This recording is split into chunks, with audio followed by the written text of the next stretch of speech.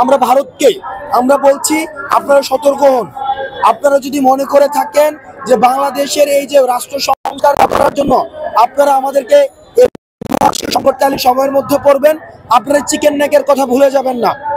আপনারা চিকেন নেকের কথা ভুলে যাবেন না। আমরা বিশ্বাস করি পারস্পরিক সম্পর্কের মধ্য দিয়ে, সহযোগিতামূলক সম্পর্কের মধ্য দিয়েই হচ্ছে উন্নয়ন সম্ভব, অগ্রগতি সম্ভব। কিন্তু আপনারা আমাদেরকে যেভাবে ট্রিটমেন্ট দিবেন ঠিক আপনারাও ট্রিটমেন্টের পাওয়ার জন্য প্রস্তুত হন। আমাদের সাবেক স্বরাষ্ট্রমন্ত্রী বলেছিলেন যে পিঠ দেখানোর সময় শেষ হয়ে গিয়েছে, এখন আমাদের দেখানোর সময় এসছে। সুতরাং আমাদের অসম যে সম্পর্কটি ছিল সে অসম সম্পর্ক বিগত সরকার শুধুমাত্র ক্ষমতায় টিকে থাকার জন্য করেছে। আমরা সমতার যে সম্পর্কটি, এই সমতার সম্পর্কটি আমরা প্রতিষ্ঠা করতে চাই। সুতরাং ভারতের বর্তমান আমাদের সাথে যেই যে করবে সেই আচরণ নির্ধারণ করবে ভারতের সাথে ভবিষ্যতে আমাদের কেমন আচরণ হবে। ভারতের প্রত্যেকটি আচরণ, বর্তমানের আচরণ আমাদের ভবিষ্যতের ভারত বাংলাদেশের আচরণ নির্ধারণ করবে।